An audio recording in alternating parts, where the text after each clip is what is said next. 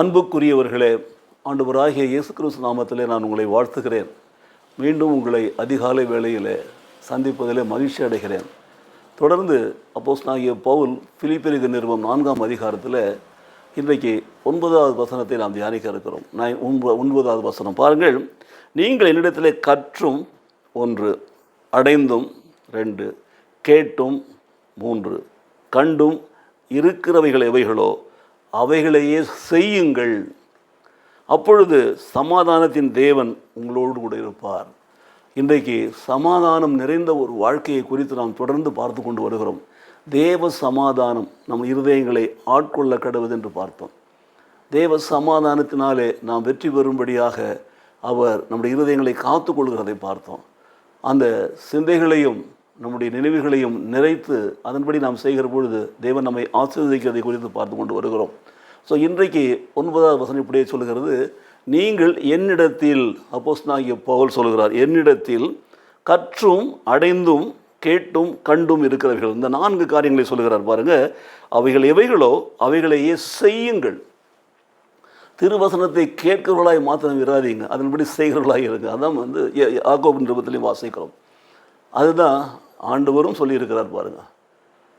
அவருடைய வசனத்தை கேட்டு அதன்படி நாம் நடக்கிற பொழுது கர்த்தர் நிச்சயமாகவே நம்முடைய உள்ளத்தை தெய்வீக சமாதானத்தினாலே நிரப்புவார். தேவ சமாதானம் நம்மை ஆட்கொள்ளும், நம்மை நடத்தும், நம் வாழ்க்கையில் ஜெயத்தை கொண்டு வரும் பாருங்கள். இதைத்தான் அப்போஸ்தலனாகிய யோவான் நான் எழுதின நிருபத்தில் 1 யோவான் 1ஆம் அதிகாரத்தில் அவர் இப்படியே எழுதியிருக்கிறார் பாருங்கள். ஆதி முதல் இருந்ததும், பார்த்தீங்களா, 1, நாங்கள் கேட்டதும், 2, எங்கள் கண்களினாலே நாங்கள் கண்டதும், 3, நாங்கள் நோக்கி பார்த்ததும், 4, எங்கள் கைகளினாலே தொட்டதுமாய் இருக்கிற ஜீவ வார்த்தையையே குறித்து உங்களுக்கு நாங்கள் அறிவிக்கிறோம். இப்போ பவுல் சொல்லுகிறதும், நீங்கள் என்னிடத்தில் கண்டும் கேட்டும் கற்றும் அடைந்தும் இருக்கிறது என்று சொல்லக்கூடியதும் தேவனுடைய வார்த்தைகள் தான். அப்போ இன்றைக்கு நான் உங்களுக்கு சொல்லுகிற இந்த வார்த்தை பிலிப்பியர் 4:9 தேவனுடைய வார்த்தை தான். ஸோ வேத புஸ்தகத்திலிருந்து நாம் கேட்கிறதெல்லாம் தேவனுடைய வார்த்தைகள் தான்.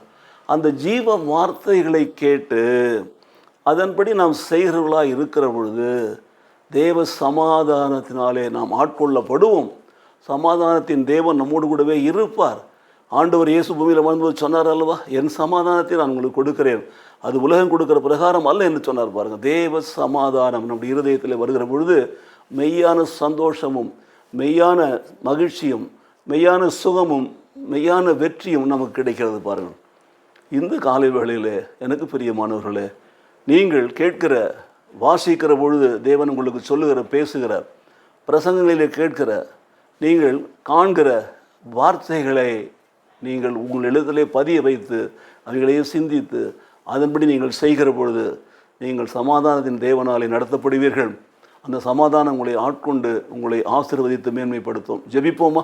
எங்களை நேசிக்கிற நல்ல பிதாவே, அப்போஸ்தலனாகிய பவுல் பிலிப்பியருக்கு நிருபத்தில் சொன்னப்பட்ட வார்த்தையின்படியாய் ஆண்டவரே, நீங்கள் இடத்திலே கற்றும் கேட்டும் அடைந்தும் கண்டும் இருக்கிற எவைகளோ அவைகளின்படி செய்யுங்கள், அப்பொழுது தேவ சமாதானத்தின் தேவன் உங்களோடு கூட இருப்பார் என்று சொன்ன வார்த்தையை நாங்கள் இன்றைக்கு கேட்டோம் கர்த்தாவே.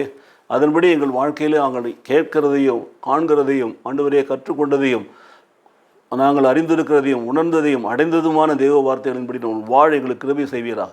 தேவ வசனத்தின்படியே ஒரு நாள் நடக்கும்படி எங்களை நடத்துவீரா. கிருபையினாலே நடத்தும் ஆண்டவரே.